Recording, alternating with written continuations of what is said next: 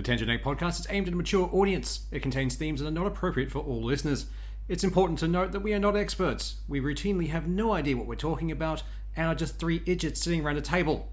Listener discretion is advised. Welcome to the Tangent Egg podcast. I'm Seth, and as always with me is Swoosh and Jonda. Hi. Hi. So, first up, we're gonna... I swear to God, we don't do this on purpose. We don't. No, we are. We are actively doing this somehow. Magic. We must be willing it into existence at this point. We don't seek out to shit on ActBliz, but they just keep handing us this fruit that we don't have to do anything with. Look, it's low-hanging fruit, and we can't jump as high as we used to be able to. Look, man, Aang didn't take away my bending. Bastard. So, the first up, Diablo 4. It's being quite accused, and quite aptly, of utilizing some further dark patterns in their UI design, this time particularly around the way Season Passes are claimed. So, if you bought the Collector's Edition, you got a Season Pass token, which could upgrade your Season Pass to the paid-for track. Okay.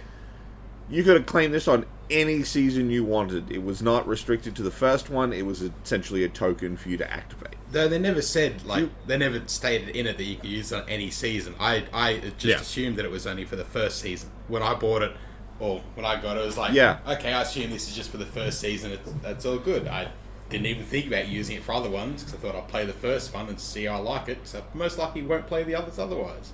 I'm guessing they were hoping people would think that. I think probably a lot of people did, Yeah. but it did actually turn out to be a token. Yeah.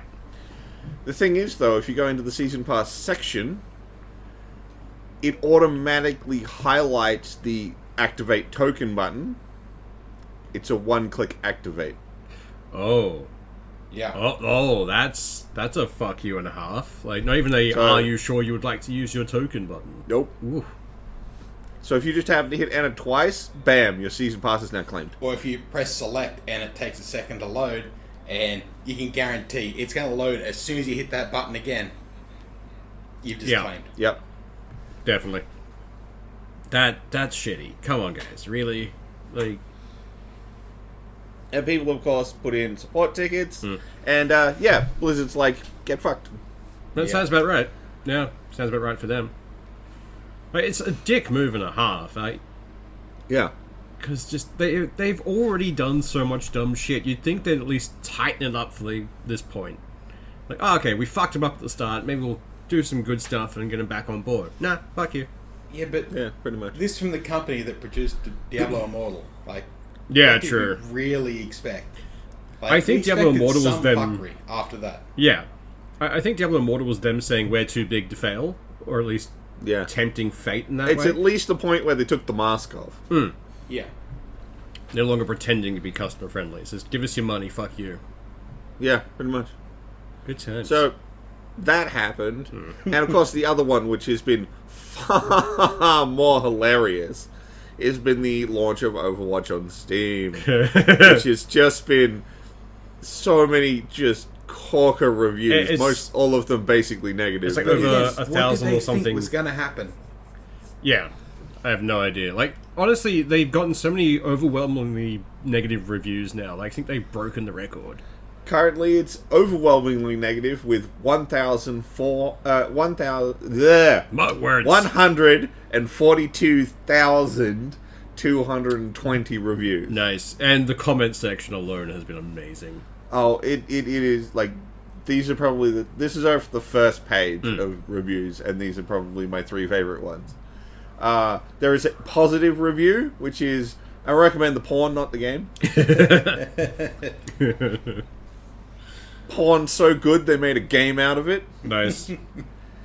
And my absolute favorite one, I cried at the part where Reaper said, buy, buy, buy, and locked the new heroes behind the battle pass and scrapped the story.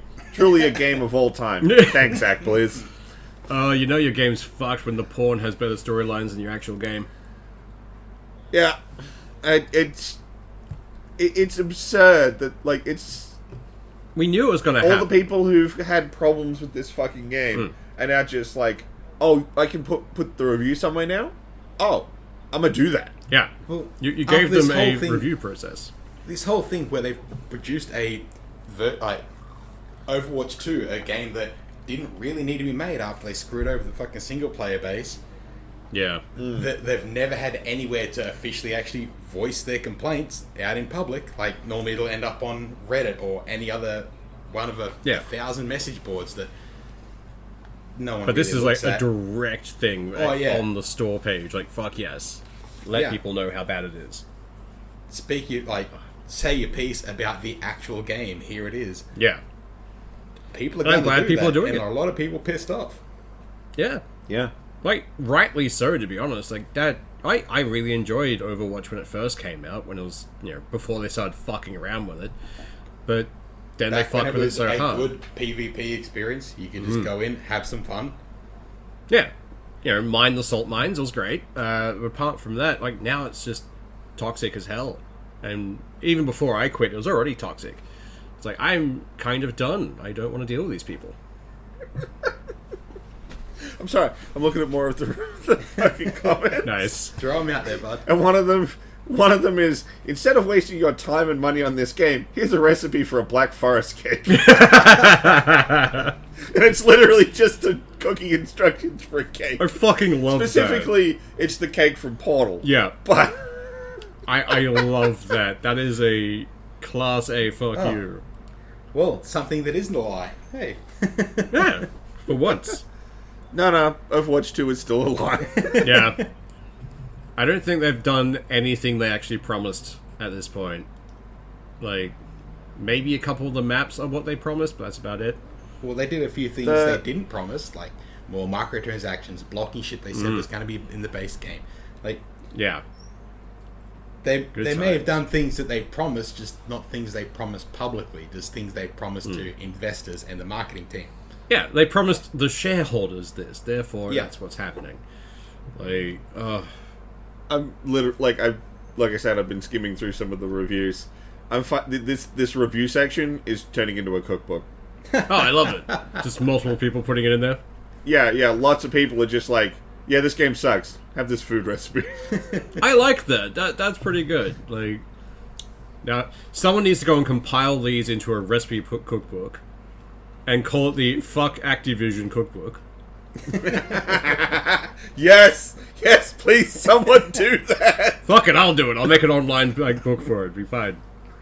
Because I found like 4 recipes for food in their review section. I'm gonna skim through them like later on tonight, see if I can find more. I mean, the first 2 ones were for that Black Forest cake and some Biscoff, and there's a couple other ones I've seen. Biscoff is tasty. Yeah, it is. You could call it the Activision Cookbook, How to Burn a Player Base.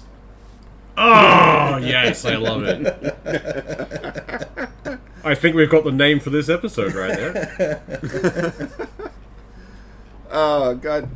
I'm not going to lie, I would absolutely buy that. Yeah. Hell, I'd buy it even if Activision was the one who made it, just to be like, look, this is what we think of you. Yeah.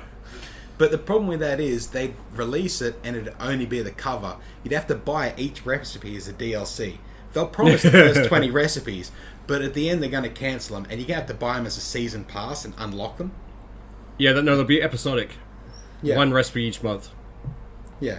And not even a whole recipe. Like, you don't get the cook times, you only get, like, the base ingredients. Yeah. You start with the base ingredients. To get anything higher, that's the premium package. Yeah, that's in the season pass, and it's only, like, towards the last 10 levels of it.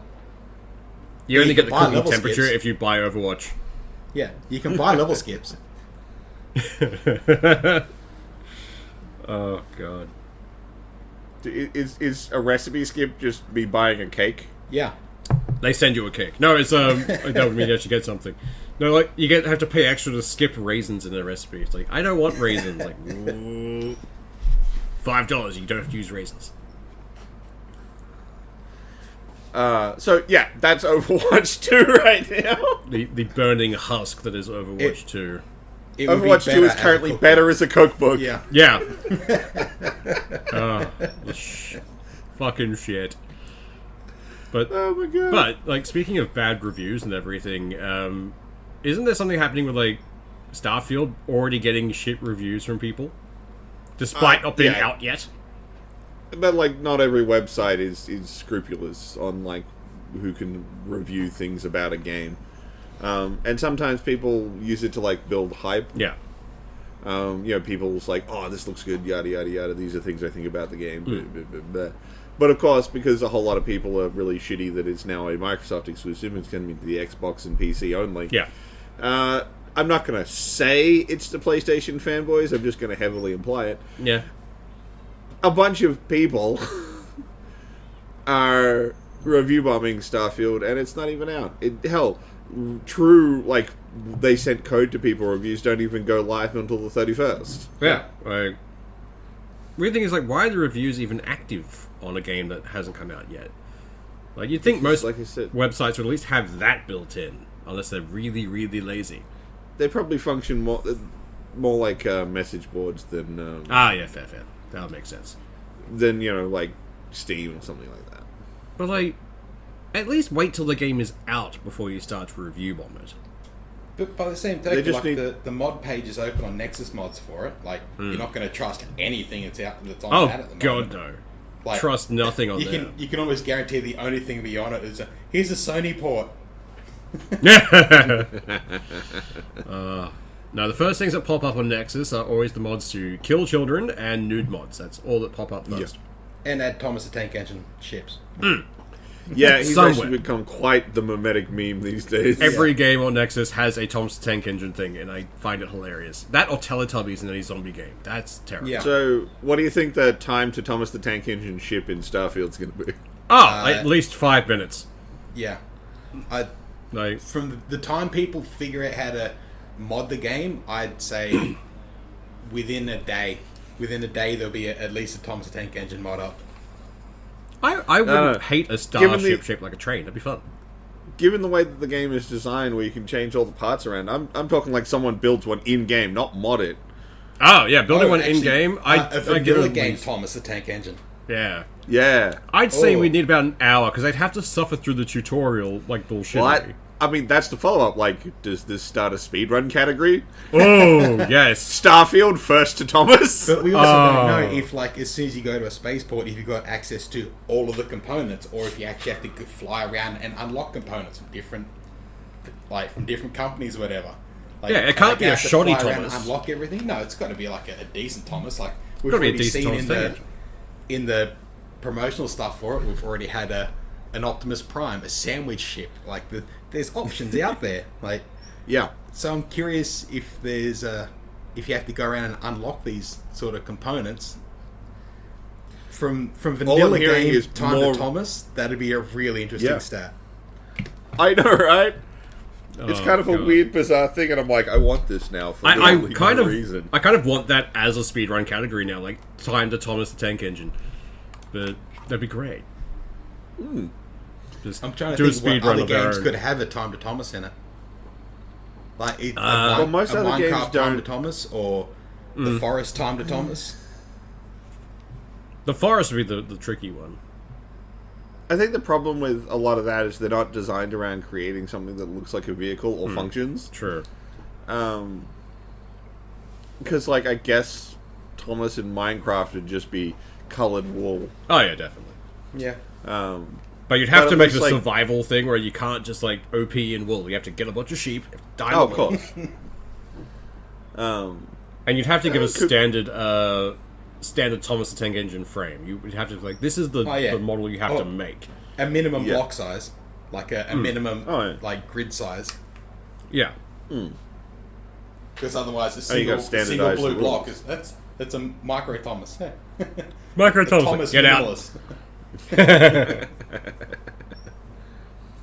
Although, speaking of a game getting shat on unnecessarily, man, there's a lot of devs getting butthurt about Baldur's Gate 3. Which is fucking weird. Like, are they just butthurt because it's raised the bar and what that game should be?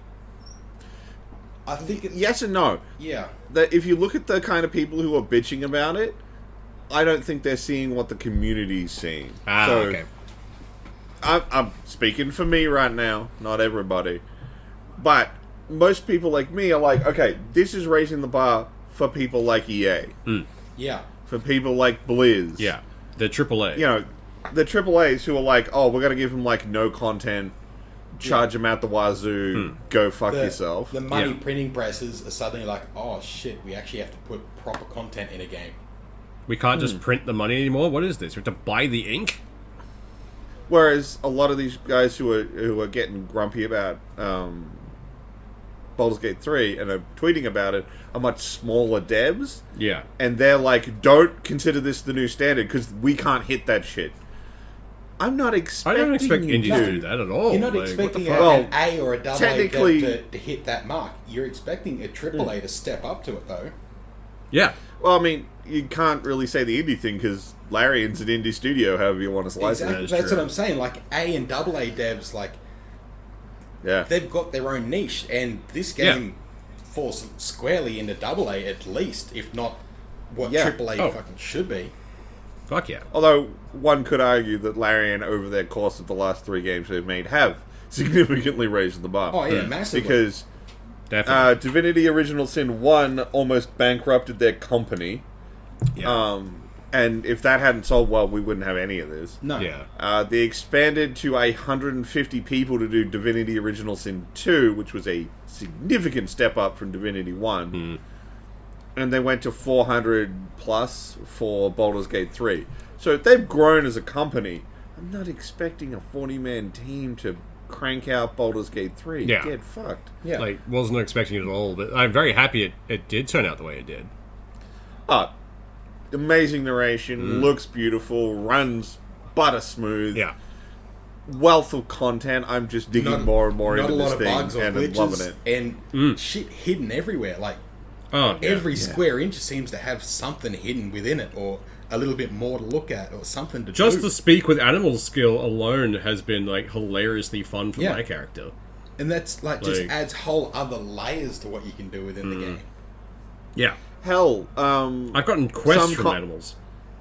Some content isn't even in there to, like, be content. It's just in there for flavor. Yeah. Yeah. Like, you can get an owlbear cub. Yeah. I love him. He's adorable. It doesn't... Well, I don't have Speak with Animals, so I can't talk to it, but from what I understand, it doesn't really have a quest line attached to it. It's just like, hey, bro, Pretty much. have an owlbear. Like, even talking to it, there's no real quest line attached to it. It's just like, you smell delicious, but I will not eat you because you are our friend. I'm like, thank you.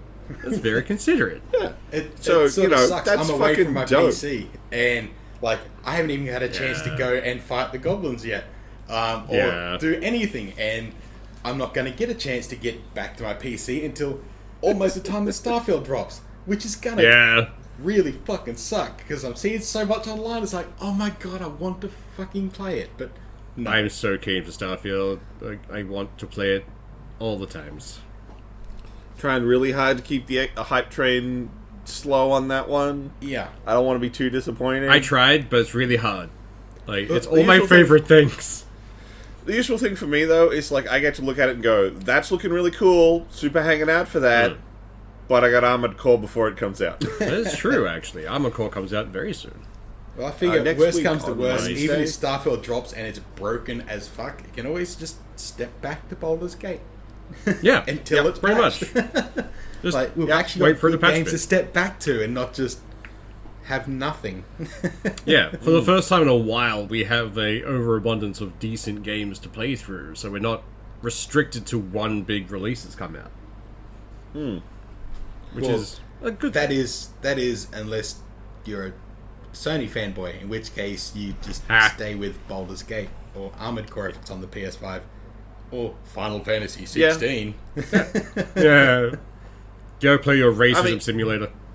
Actually, like, the copy of Baldur's Gate's coming out quicker on PlayStation than Xbox. So, Yeah, you know. it looks like the Sony Xbox fanboys version who won't do be until wounds next there. year. Yeah. To be honest, if Sony fanboys want to complain, they can go and yell at Sony for once. It's quite funny. All over Twitter, a lot of the Sony fanboys have been piping up saying that Baldur's Gate's a timed PS5 exclusive. I'm like, well, it's already on PC. No. It's not even It's- on PS5 yet. And they've already said, no, we're just spending a bit more development time on the Xbox version. It's still coming out. There's no exclusivity there. The fact that They devs had wanted to to come put out it out and at the say same time. Yeah. Like, honestly, I play it with a controller on PC just because I want the movement for it. It's pretty good. If they want to improve on that, then fucking go for it. I'm still sticking to my mouse and keyboard for that game, but I'll freely admit, even as a mouse and keyboard commander like I am, I've played so many isometrics, man. Like I've bought all the Pathfinder games. I've bought Solston. I've played Baldur's Gate back in the day, for fuck's sake. Yeah. Even I'll admit their controller implementation is rock solid. Oh yeah. Yeah. Definitely. And it makes it feel like a very different game. Like, almost different game entirely. Just for being the third-person view, being able to run around in the world. Just, I love it. You can actually do that with mouse and keyboard. Really? Yeah, you just have to zoom the camera all the way in. Huh. I found the way you can do the on control. You can zoom out far enough to make it the top-down map as well, which is good. Yeah, you can. Yeah, I know on the keyboard it's the O puts you to an overview, like pretty much a straight top-down. Like a grid map on an old D&D board. Yeah. Good times. All I want, though, is like a sneak all button. Just a hotkey that means all my guys go to sneak instead of having to switch between them. Are you using group commands? I have no idea how they function on the controller, so no. Okay, I don't know how they work on the controller either. There's actually a little button on the PC UI, which is group command. And if you have group command turned on, all you guys do everything at once. Ooh, I need to find that. And you can even break them into like 2 groups of 2 or 3 in 1 or break them up however you want. It makes life so much easier when your party's been split. Nice. Yeah, I found that part of the control, so it might be mingled in there. I'll check that later. Well, I'm pretty sure at this point in Baldur's Gate, I might owe a demon a favor. Yeah, I avoided that. Although I did get a hag. Oh, no. I ran into the demon. That's not what I'm talking about. Ah, fun. So, like, do you care, John Doe, of, like, minor spoilers? I'll be playing it one way or another. It's not going to worry me at all. There's still plenty more I don't know about the game. So, one little thing ain't going to burn nothing. So, one of the goblin leaders is a priestess. When I went to talk to her, they recognize that you're they call it true soul. Yeah. Which are leaders within the absolute. Yeah. And she wants to help you, and she gets you to go into a church area alone without your party, and you can have a whole bunch of dialogue with her. And I'm pointing out like, oh, I've got a mind flayer parasite, and so do you, and we have a whole conversation about it. And eventually she's like, okay, I'm gonna get the parasite out because that's some bullshit. You shouldn't have that in there. And she's like, here, drink this. And so I drink it, and then I pass out. And then she changed me up in her own prison cell because she wants her own private Ithalid to eat people's brains. Yeah. And there's her and her big troll friend, and I'm like, I can't fight that. That's too much damage because I don't know where my party is to get them to come to me. So I'm just like, okay, I'm stuck alone. Annoyingly, it turns out that I'm literally in a room behind the church that she had me in, and I could have just had my entire party run in and kick the door in. Nice. But I'm like, okay, I can't do anything about this. I'm getting options to, like, just break the chains because I'm a barbarian. But I'm like, okay, I'll just hold my time, kind of wait, see if I can figure out a moment to make this in my favor. Yeah. And then randomly a person teleports in, slaughters her and her troll bodyguard, and it's like, don't get yourself killed again, and then pops out, and I'm like, fuck, I think I owe a demon a favor. Oh, God, that'd be fun. Yeah, that's going to come back to bite you later. It'll just be... Yeah, probably. At some point, you're about to do something. It's like, hey, guy, you owe me. Which means... That means you get a fun, like, unique conversation option. Yeah, and like a friend of my housemate completed that whole section completely differently. Yeah. It's like there's so many little options and variants that could cause things to happen. Yeah. It's like, this is so fucking cool. And it's very much like a DM sitting there just throwing dice on a table, right? When's some going to trigger? Oh, okay, you've got an 18 there. That means demon encounter. Yeah. Like, I'm not even finished with the game, but I'm already planning my second run. Like, Yeah. I'm going through as a monk. It's going to be great. But, Shock horror, we're still enjoying this from last week. Yeah. who'd have thought, right? I've watched so much content of it. I'm just looking at it going, I just want to play. And where I'm at is got really shitty internet, and it's just can't stream it anywhere.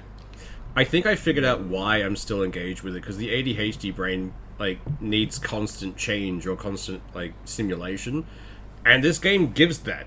There's always different ways of doing shit. You can always go through it again and again and again. That keeps the brain just tracked on it. It's really good. And to me, I really love it because there's a lot of strategy to maximizing your outcomes. The one of the other leaders that I killed, I couldn't see a way to get to them without triggering the guards. So all I did was go into the neighboring room that had most of the guards in it, and had a little private brawl with all of them and killed them. Yeah. Close the door and suddenly no one can hear anything. It's great. So when I went back into the other room and was like, all right, I'm here to kill you, they called for guards, and it's like, there are none. Yeah. I've already killed them. Yeah, they're gone. So, guards, come on. Oh, shit. It's just you, bitch. Yeah. Oh, God. Yeah, stuff like that. It feels really good to, think around the problem and then come up with a solution. Yeah. Or to even just stumble across a solution. I need to do a thing. Oh, what's this thing over here? Oh, I'll do that. Oh, shit, yeah, that made life so much easier. Or so much friggin' harder. Oh, definitely. Yeah. And I'm trying really hard to roll with those sort of consequences. Seeing the swamp hag and having her pop my eye out and be like, oh, I'm now blind in one eye. Fucking yay. But, intimidation bonus. Always works. Yeah, I know, right? I've actually found out what the opposite version of that is, the quote-unquote good option. In the goblin camp, you can free a bard. Oh, and if you go back to camp and talk to him a bunch of times, he'll eventually offer to try and get the Ithalid out with a needle. Yeah. And he'll pop your eye out. Yeah. But in that case, he gives you a fake eye to put in, which allows you to see any invisible people. Oh, fair. Interesting. So you get bonuses either way. I ended up killing him. He annoyed the crap out of me. I haven't killed him yet.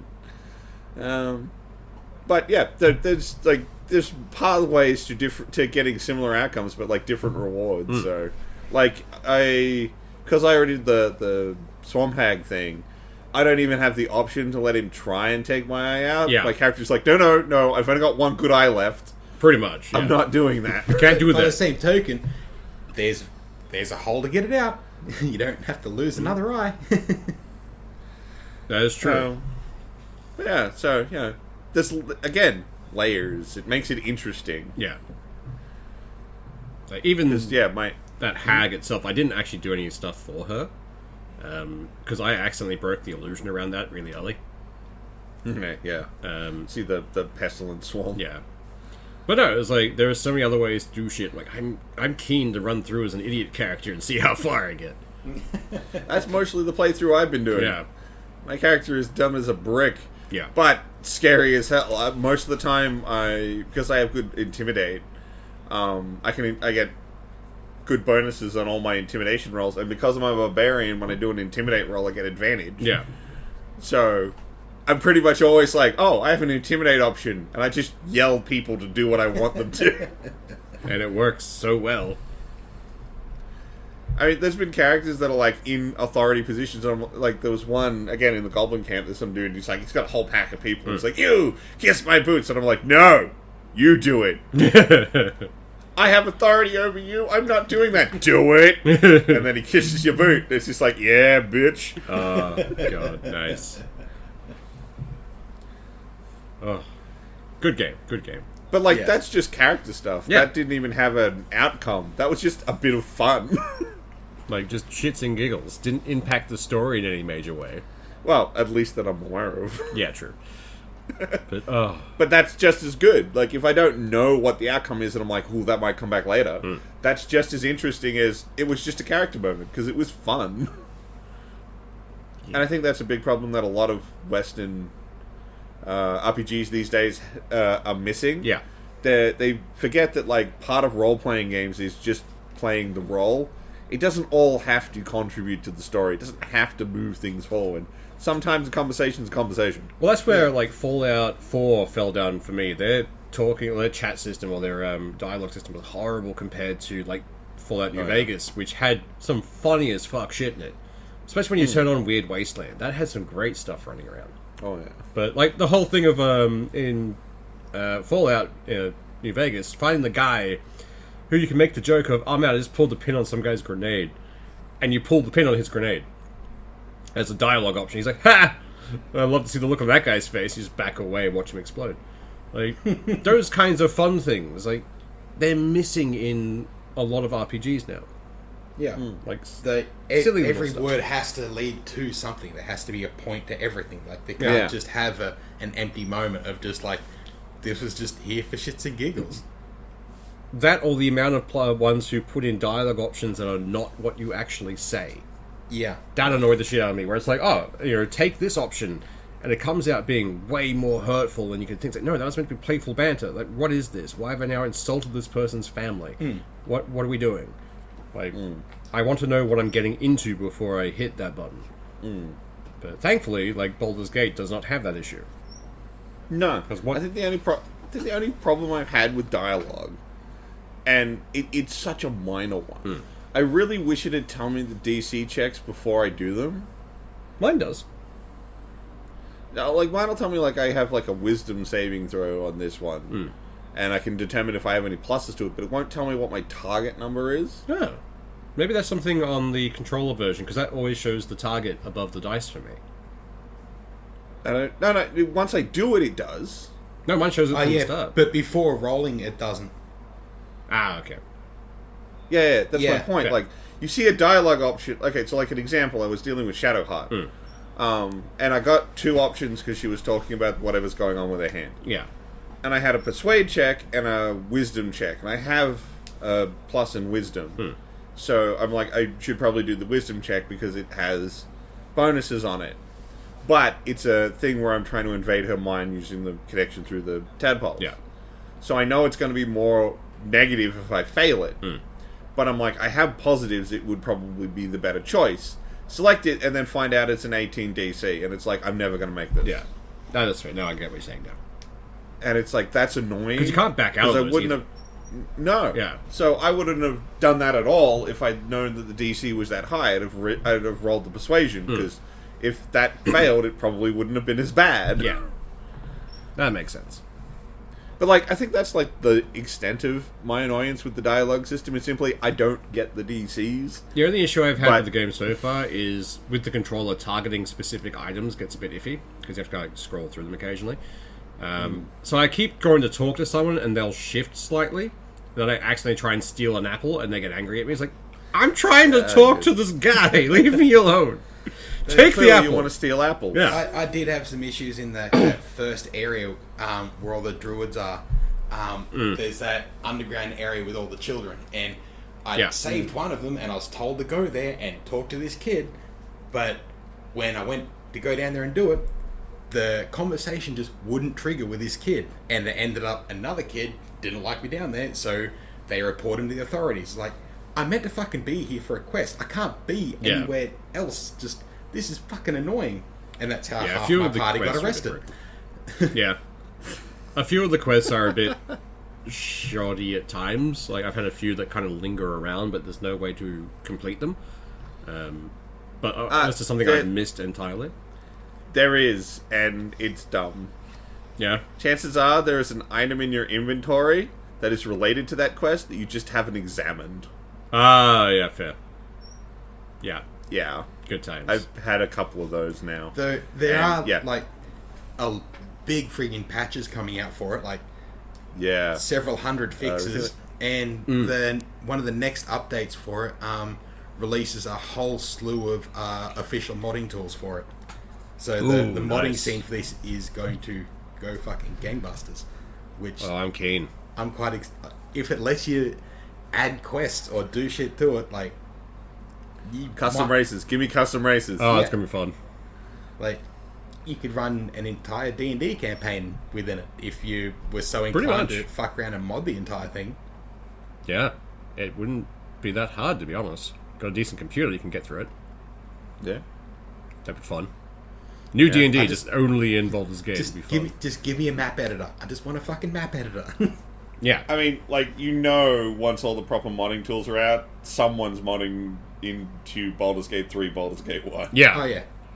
Baldur's Gate 1 will pop up somewhere, without a doubt.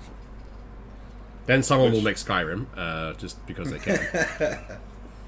It's a spell that when you cast it on someone, they wake up in a cart. Yes.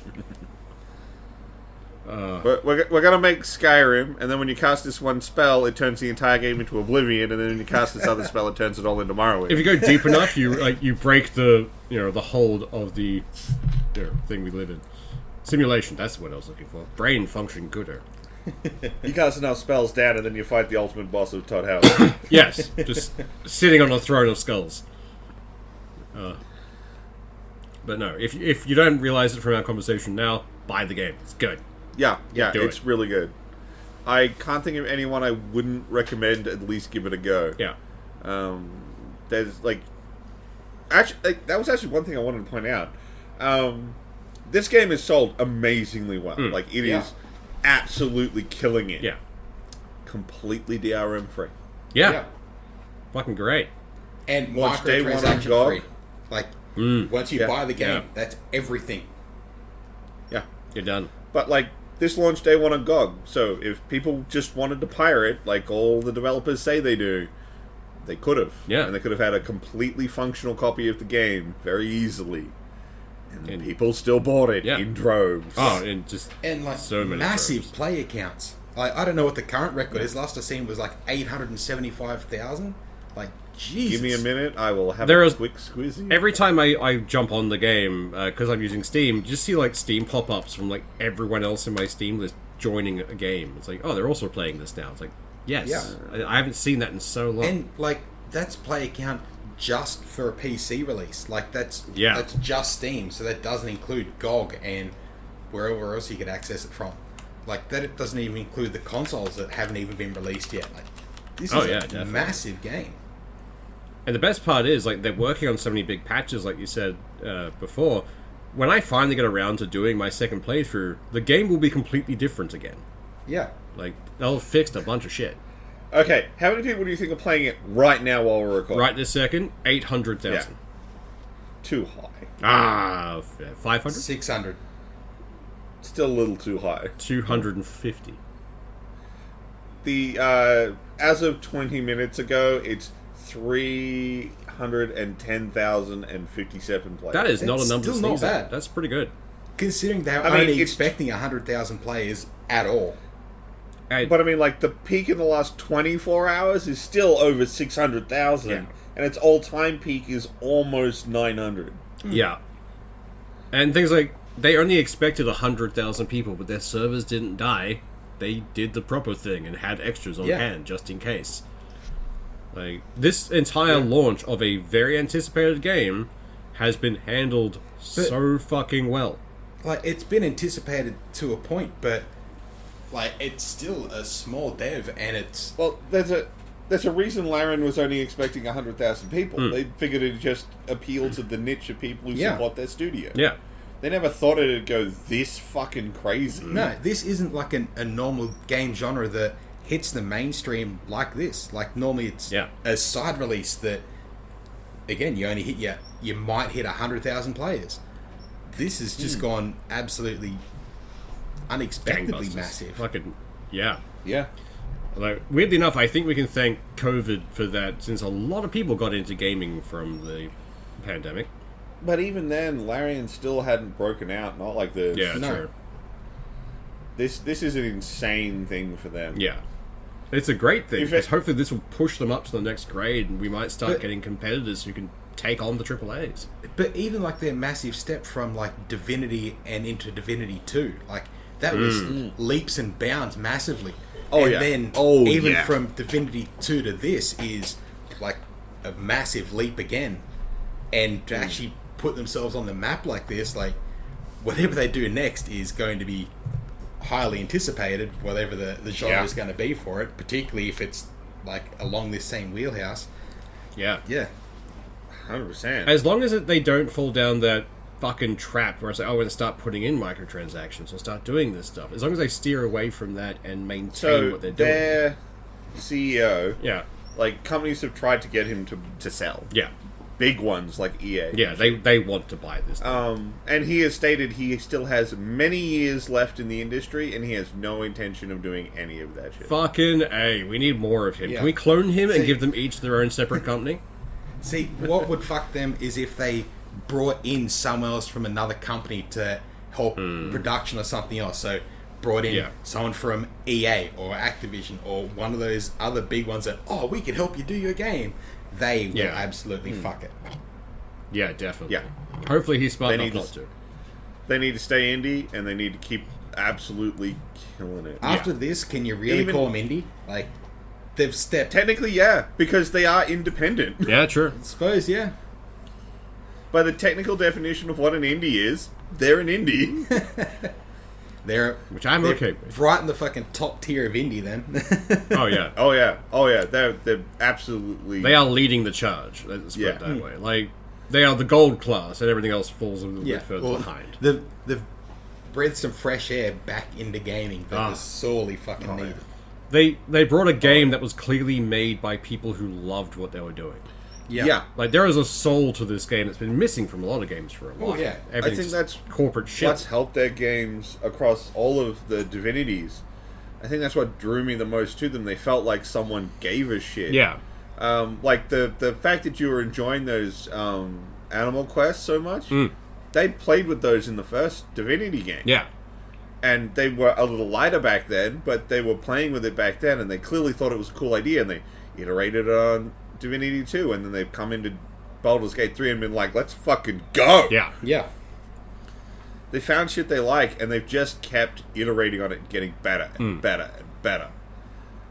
The thing that's particularly interesting is Larian actually wanted to do Baldur's Gate 3 at the start. Yeah. But Wizards said they weren't experienced enough. Yeah. Because they'd only done Divinity 1 at that point. And Wizards was like, no, you're not experienced enough in the industry to do a Baldur's Gate game. And then when they did Divinity Original Sin 2... oh, fuck.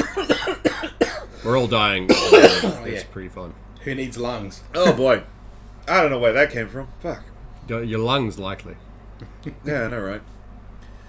I'm not sure. I can't actually see in there to tell if they're still in there. That is true. That's very hard to see where it comes from. Once they put out, I think it was the prelim for Divinity Original Sin 2, Wizards was like, hey, Larry, do you still kind of want to do that Baldur's Gate 3 game? Because we think you can do it now. Yeah. Yeah. So they basically they built their resume to make this game. Yeah. And they hit it out the fucking park. Like, well fucking done to them. Yeah. But from this point, they could pretty much write their own ticket. If there was any other TTRPG game that wanted to do a game in this style, this is the company to hit up, say, hey, look, we've got... We should just send Savage Worlds a fucking letter. Just like contact the guys who make Savage Worlds, like, hey guys, maybe contact this group and get them to make something for Savage Worlds, please. That'd be great. Can you imagine the, brain will function in a second, the superhero one? Necessary Evil? Necessary Evil. Imagine that as this level of game. Would that not be great? That would be amazing. Be fucking that great. Would be absolutely tits. I would love it. But it is technically book week. We should probably jump to that at some point soon. So, I got two things before we jump on to book. Ah, cool. Just want to squeeze two little things in because I've got to gush about two things that happened in the last week that I'm super happy about. One of them is we got the official announcement that they're doing Titan Quest 2. Yes! Titan Quest is one of my all-time favorite hack-and-slash-action RPGs. If you are feeling really salty about Diablo, go play Titan Quest. You can get... do they have the entire bucket armor again? What? Like, Titan Quest 1 had bucket armor. It was low-tier armor, which was a bucket helm and a barrel chest and everything. It was fucking great. I don't know if the new one's going to have it. Fucking better. Bucket helm for life. I know, but like they embrace silly shit like that. Which I always appreciated. If something will freaking load, I can tell you how much Titan Quest is to just buy right now, but nothing seems to want to fucking It's pretty load cheap right on GOG, I'm pretty sure. Like, I was trying to open up GOG, but it's not giving me the freaking... Last I saw, it was between like 20 to 30 bucks Australian. See how much it is on Steam. It's probably like 15 bucks for everyone else. Titan Quest Anniversary Edition. The base game is 28 bucks. Not bad. Or you can get, I think the whole game, like, I think all of Titan Quest is about 80 bucks for it and every expansion that's come out since then. And there was a decent amount of expansions, wasn't it? Like 3 or 4? 2 made by the original studio. Yeah. And when it got shepherded by THQ Nordic, they released 3 more. That's right, yeah. So, yeah, it's pretty easy to get a hold of a copy of it if you really want to. Pretty keen. It's pretty cheap. Love that game. And if you want something a little more newer than that, Grim Dawn was made by the same devs. Yeah. So, those are excellent. And we're finally getting a sequel. I am so hyped. But yeah, no, I'm keen on that sequel. It's going to be good. Why am I dying all of a sudden? What the fuck? We're all dying. It's fine. Just that some people are dying faster than others. Oh, can I not do it while I'm trying to record an audio podcast? No. And the other one, which I'm pretty sure I'm literally the only person who gives a shit about this even happened, is because QuakeCon was last week, they released an updated, enhanced version of Quake 2. Ooh. On the new Unreal Engine? No. They just enhanced the original, but it looks amazing. Nice. Now. That's like, fair. It looks pretty contemporary with current boomer shooters. Like, we had some good times on Quake back at uni. It was good. So they remastered the entire game, all the original expansion packs, put out an entire new expansion pack. And anyone who owned original Quake 2 got the enhanced edition for free. Nice. Nice. That's fucking awesome. Yeah. So I've spent the last week playing a lot of that. Understandable. Because I am a giant nerd for Quake 2. I don't know why. There's something Like, about that game that just our generation went through like high school and uni with playing Quake 2 because every school computer had Quake on it. No, Quake 3. Quake 3, yeah, sorry. But every school computer, I swear, had Quake on it somewhere. Like, hidden deep in the background by the IT guys. Well, it's because like Quake 3 Arena's demo was free. Yeah. Yeah. It was pretty easy to find. Yeah. So, just wanted to hit those 2 things before we jumped into book, because I'm pretty keen to hear what Swoosh and Jondo have to say about one of my favorite series. Yeah. Yeah, no. I've actually read the book before, and listening to it was an entirely different experience. I loved it. Fucking great book. So, we're talking about Book 1 of the Saga of Seven Sons, Hidden Empire. This was our book for the month. This was my pick. I personally really love this series. Would highly recommend anyone, if you want an actual really good example of space opera, this is it. Yeah. It's a good 7-book set. There is a follow-up set of 3, but I don't think they're quite as good. They mostly just pick up on some loose plot threads from this that I don't think anyone really needed picked up. That's fair. But, you know, they exist if you really want to round out the absolute totality of the plot. Yeah. But I think the 7-book set is perfectly serviceable all on its own. It is good. So, I can't say enough good stuff about it, because I've bought the book series like 4 times for my mom and myself, and I eventually have it in nice large print on my bookshelf. Yeah. I'm going to throw it over to these 2. I thoroughly enjoyed this universe. I love the different factions of humans a lot, because that is what we do. We splinter off and we adapt to whatever environment we're in. Like the green priests off in their corner, like, we have like instant communication. Like, neat. And the fact they leverage that properly. Like, it's like, no, we're independent. Like, but we're the big scary Earth forces. Like, alright, you can kill us, but then you don't have any green priests. Fuck you. Yeah.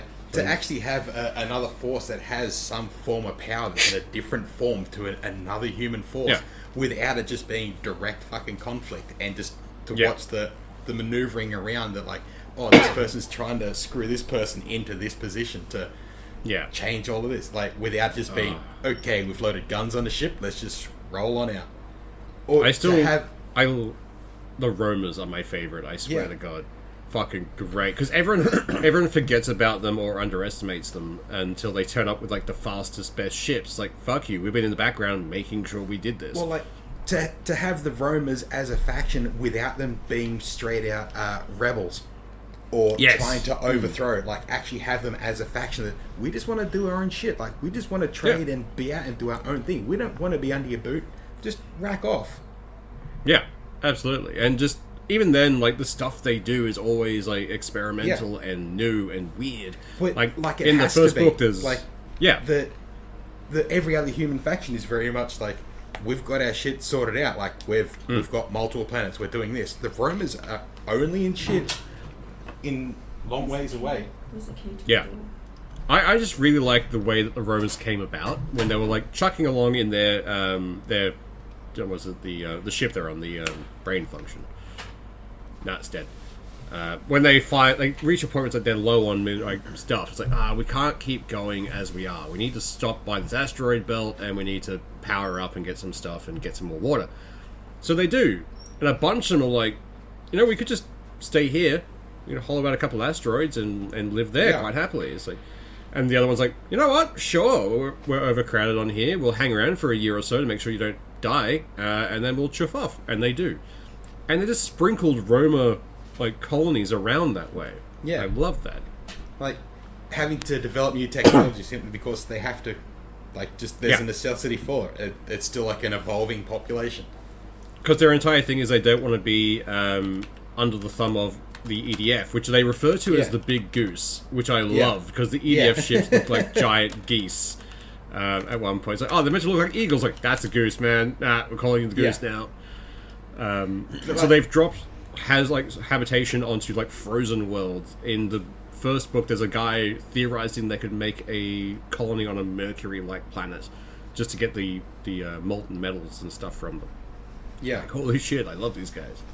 Like, so many of these, like, they could have broken the tropes up and had their own whole book series. Like, the fact they're all thrown in together and how they're all tied in together, I just absolutely loved. And the I forgot the name of the robots. Like, from the get-go, I thought something's gonna fuck up with these. The Clickus robots. Clickus robots. Like, from the get-go, it's like, these things are just roaming around. Like, they reminded me very much of the critters in the Mass Effect games that were all over the Citadel. Yeah. It's like, they're going to screw something up here. The like, Keepers. They're just, they're too far into everything and being completely ignored. Like, what's their story? And then, as you go through, you get right towards the end, it's like, oh shit, I seen this coming. Yeah, that was a fun little twist at the end. But then there's like who are the other aliens? The Ilduran. Ilduran. I do like their little arc in the first one. Like, when you find out towards the end, it's like, we've just been secretly interbreeding humans with our people to see if we can get some weird hybrids. Yeah. Okay, interesting. And that, I'm assuming, gets even worse towards, like, the second and third books, because, Well, I'm assuming it gets worse, but the point that it's already happened in this first book, and he just doesn't know it, I guess. Yeah. Yeah. Well, there's also the fact that they keep mentioning a generation ship. That was what I was looking for. They keep mentioning a generation ship. Yeah, it just disappeared. I'm assuming that's where they got a bunch of humans to start crossbreeding with. But, we'll just take this one. They won't miss that one. But like, great series. I'm enjoying it. The whole thing of, like, suddenly these things are coming out of gas giants and destroying everything. What is causing all of this? Just after you've turned a gas giant into a sun. Like, it takes them a very long time to realize that. Like 2/3 of the book before someone else tells them. Yeah. No one else seems to put two and two together, like, until, like, 2/3 in. It's like that should be a pretty simple reason, guys. You saw these things eject from that gas giant you were lighting on fire, and then they came back and blew you up. What do you think might have caused this? Yeah. Not just it EDF, was just a EDF test. We were just testing something. Like, these aliens we can't communicate with. Why don't they just know that? Like, god fucking damn. It's also like the Ildurans mentioned that, like, we won't end up like the Clickers did. And it's like, alright, cool. And they found this Clicker's Torch, which did this. So you have essentially done the exact same things that they did to start the end of their civilization. Congratulations, humanity. We're fucked now. Good luck. And I really want to know more, like, because it's obvious. Like, there's the aliens in the gas giants, and the Clicker's robot. Like, there's already a triangle there. How did they get the robots that were made in the image of their creators to turn on them? Like, they already state in there that you can't harm your creators. You can't think for yourself. Like, you don't know how controlled you are. It's like they were either reprogrammed to have free will, or the Clickers were just fucking dumb and didn't have Isaac Asimov. It could be both. You'll have to read the rest of the books to find I will. out. I've already bought several other ones. Same. I've already grabbed a couple, just so I can keep going, because it is a very interesting thing to listen to. Yeah, it's very dense when reading. I found reading through that much lore can get a bit distracting. Oh yeah. But listening I couldn't to it, do two things at once. Listen to this book. Normally listening to a book, I can do my job or do stuff around the house or troll the internet or play a game. I could not do that with this. I either had to sit back and listen to this book or do something else. I may as well have had it as a physical book in front of me and just sunk myself into that. And I thoroughly enjoyed it.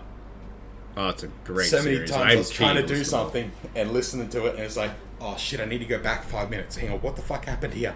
And just so good. But definitely worth reading or listening to. I'm already getting the extra books from it, and they're going to be in my Between Books series at the moment. Yeah. Whilst I wait for more He Who Fights with Monsters and other things to come out. If I didn't already have 4 books coming out of pre-order sitting in my back catalogue, I'd be very much sunk into the second book of this. And I've already bought the second and third book of it, and they're now waiting on my back catalogue for once I've gone through my current list, I'll be back into the churn. This is one of those things where I would love to talk more about it, but I do not want to spoil things for people with it. Yeah. Because it's such a fun way. You go through and you find things out as it rolls through. It's done properly, like an actual space opera, like Seth says. And it flows really well. Apart from the fact that, as an outsider, you sit there going, no, it's because of this. Pay attention to this one detail. Yeah, but you'd be surprised how often with this series that you'll be like, no, it's this, and then the book's like, you don't know. Yeah. I'm expecting the book will slap me around for thinking I know better than it. Which, fair. But that reminds me, whose turn was it to pick the next one? That would be me, I believe. Yay! Yes, it is. Yeah. Alright. So, I've gone a book that I've started the series before, and I've recommended it elsewhere, but neither of you have read it, so now it's on you. It's Red Rising, and I'm trying to remember the author, but it's gone straight by out of Pierce my head. Brown. Pierce Brown's pretty good. That's it. Yes, Pierce Brown. Yeah, and I'll read through the summary and we'll go from there. Darrow is a Red, a member of the lowest caste in the colour-coded society of the future. Like his fellow Reds, he works all day believing that he and his people are making the surface of Mars livable for future generations. Yet he spends his life willingly knowing that his blood and sweat will one day result in a better world for his children. But Darrow and his kind have been betrayed. Soon he discovers that humanity reached the surface generations ago. Vast cities and sprawling parks spread across the planet.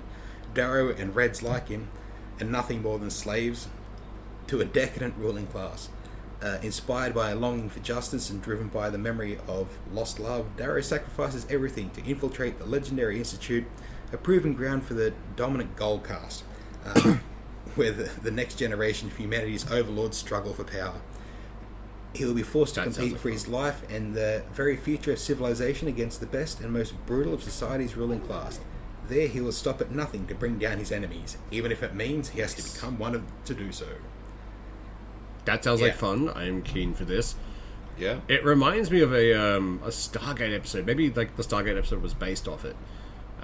Because there was a episode where there's the team are get their minds wiped and thrown into this massive boiler room, Like, oh, you must keep everything going down here so that the top world doesn't freeze. Yeah. And it's a great sacrifice. And then you find out the top class don't even need the heat coming from them. They have their own power supplies to do shit now. Yeah. They're just doing it because they don't want them up top. Yeah. They say, yeah, no, fair. But this Same is a kind of thing. 6-book complete series. It has an ending. It's all tied up in a little bow. I've listened to it, and it's good. I've enjoyed it. It reminds me of something, and I can't remember exactly what the other series is that it reminds me of. And it's going to annoy the shit out of me, because I have no doubt that you'll listen to it and go, this is very much like this. Yep. That will end up in the same boat. Of us, all three of us in like an episode going, what does this remind us of? I mean, I hate saying it, but like looking at the covers of all the series, it's like, God, this looks like Hunger Games. Yeah, like, what was the one? Divergent was the other one? Oh yeah, Divergent was the one when I heard about the coloured casting. Yeah. It just reminds me of like school back in like the day. It's like, oh, you're part of Red House. It's like, this is just the extrapolation of that. Fucking blue team. But no, I'm keen for this. It sounds pretty fun. But yeah, that's a good little sci-fi. I enjoyed it. Hell yeah. And it's part of Audible Plus, so if you happen to be subscribed, you don't even have to pay. It's free. No. I like free things. See, I like free things, but I'm hanging out more for books that I gotta pay for, because like Stray Cat Strut's like next month. Oh, nice. I know. Keen for that. It's already in my wish listing catalogue. Yeah. If you give me a I second, didn't think I'll we're getting that this early. Like, I thought it was going to be another like few months. Stray Cat Strut. Book 4 is the 12th of the 9th. Nice. I mean, like, it's So the next same, not the same service, but the same kind of website that He Who Fights the Monsters is on. So they do, like, churning chapters. Royal Road. Royal Road, that's the one. So they churn through those, like, on a monthly basis anyway, so there's already a backlog for it. You can go and read He Who Fights with Monsters, I think, almost a full book in advance. Yeah. See, I don't want to because I really, really like the guy they have doing all the me too. narration. I really like And, it. So good. The book on there before it's published, or it's pre-published, so it hasn't been completely edited. It's just the author throws a chapter down here or throws down a couple of pages, and it's just every other week it gets built on. But it's not a finished product. You can jump ahead, but by the time it actually gets to being published, it may be a little different. Yeah, which is great. He Who Fights with Monsters is 28th of the 11th, by the way. Ooh, that'd be good. I'm keen for that. But before we, like, disappear, any more things to say about this month's book, Dan? I know you had a lot of things you wanted to say about it. Which one, sorry? This month's book. Or the one we just read. Saga. Oh, Hidden Empire. There was just so much in it, I couldn't focus on anything else. I sunk myself right into this, and I absolutely loved it. Yeah. I consider that an achievement. Very, very much so. Like, I've gone through and I've already bought several books into the series, so they're, as soon as I've churned through my current pre-order list that I'm running through, I'll be sunk into that, and then I'll be absolutely useless because I can't do anything while I'm listening to these. I need to focus on it. This becomes the world. Yeah. Like, I can tell you, there is a plot line, I won't tell you what it is, that is set up in book 1, whose payoff happens in book 6. Yeah. Why? Why would they do this to us? Those monsters. Well, look, like I said, I'm not telling you what it is, because it's a really cool surprise. Yeah. But, like, I was reading the books, and I wasn't even thinking about it when I got to book 6, and then I'm like, fuck! Nice. Well, it's one of those things like the Saga of Seven Sons is the Idiran saga, essentially. So they've been writing their story from their entire history of the universe that they've seen, that they've lived it. Yeah, because they believe the entire universe is a story for their people, so they just go through it that way. But I like the way they built them, because they have that thism thing where they can communicate across vast distances, and they're all like a hive mind but independent in a way, which is great. But they're also terrified of the dark because they have 7 suns in their sky. They have never seen night, like, as a species. They have, and they actually have a mythos. I don't know if they talk about it in the first book, but they have it. There's like a whole boogeyman race based around a cataclysmic event that happened in their history. Oh yeah, they mentioned to do that. with shadow people. Yeah, they mentioned that as You know, it's that's just a children's tale, not to be taken literally. But, I mean, it's all ancient history for them at that point. Yeah. But, like, you know, there is some background for it, for, like, they have problems with the dark. Yeah. But it's like the whole thing of, like, they've been a stagnant species for, like, millennia, essentially. But they've always maintained a massive navy, like a solar navy, which has never been used. And they eventually show why, but we won't spoil that here for you. But... yeah, no. Like, they've been constantly building this, despite it only being parades and that kind of stuff. For, like, God knows how long. But interesting races, I really like it. And their whole thing is, like, their cheeks change colours. So if you actually know how to read the colours, you can actually discern a lot more information from them than they can from humans. And they think it's weird that humans only do one. They turn red. Yeah. And meanwhile, like, Earth is basically controlled by a bunch of corporations who decided to put a king in charge, so no one realized or paid attention to the fact that corporations ran everything. So the Hansa are just a massive conglomerate, but they're all behind the nice shiny face of a fake king. So, like, all through the first book, they just kidnap some kid, and it's like, hey, you're the prince now. After murdering his entire family, including a possible loose end of a father who ran away to a different planet, changed his name, married someone else, and changed religion. It's like, we'll kill him too. That whole thing of the previous king, like, we change his face and he goes and has a great life on another planet. That's just sending the dog off to the farm. Like, that's... yeah. I very much doubt that person lives another fucking day beyond that point.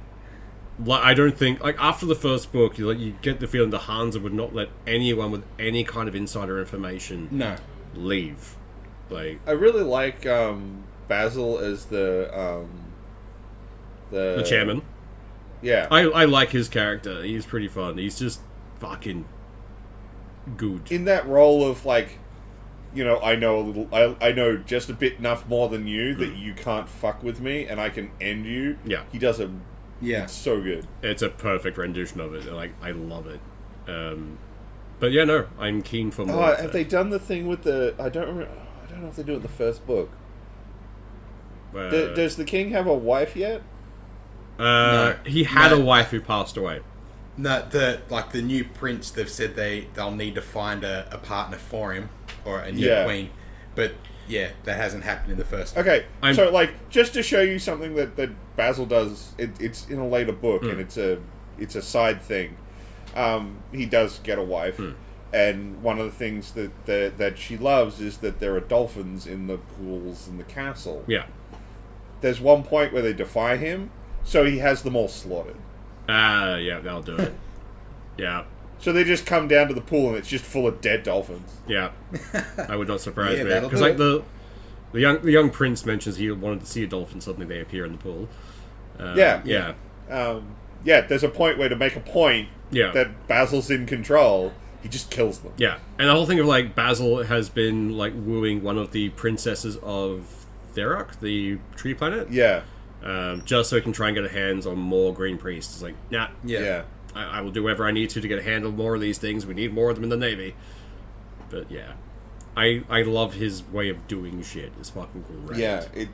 He's one of those, like, feels like necessary evil type villains. Yeah.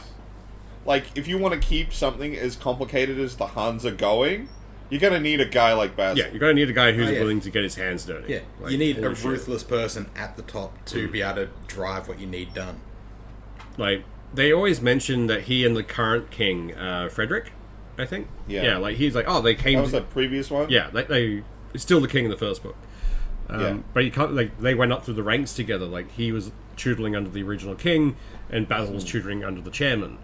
And they've been great friends for so long. And then there's a scene in the first book where they're talking about his retirement. And it's like, I trust you, like, to do everything. And that was like, ooh, buddy. Yeah. Buddy, no. Yeah. That's just trusting your executioner right there.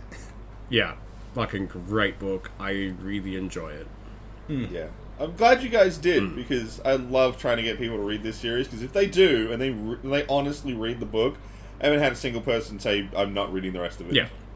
So, like, now with this month we're listening to a book that Dan's read before, but we haven't. So next time I'm gonna have to find a book that I've read that you guys haven't, and just see what happens. And then it's back to Halloween, and I get to make you guys read a fucked up book again. Yay! The last fucked up book was fun. Apart from that first story. I'm actually trying to decide which fucked up book I want to do for October. Nice. Because I've got two on the slate. One's another anthology, and the other one's just a really weird book. Nice. Although they're both by the same author, so... Yeah, fair. Look, as long as there's not another scene of a guy getting, his intestines ripped out by a pull thing. How about a guy sitting butt naked in a convenience store getting jacked off by a centipede? I mean, weird, but okay. Whatever tickles your fancy, bud. Shit. Yeah. So, yeah, I'm still trying to decide for October, but, we'll get I got 2 books I got to get through before I got to make my decision. Yeah. You got time. Alright, well, we're well out past now, so I think we'll wrap things up for this week. Excellent. Yep.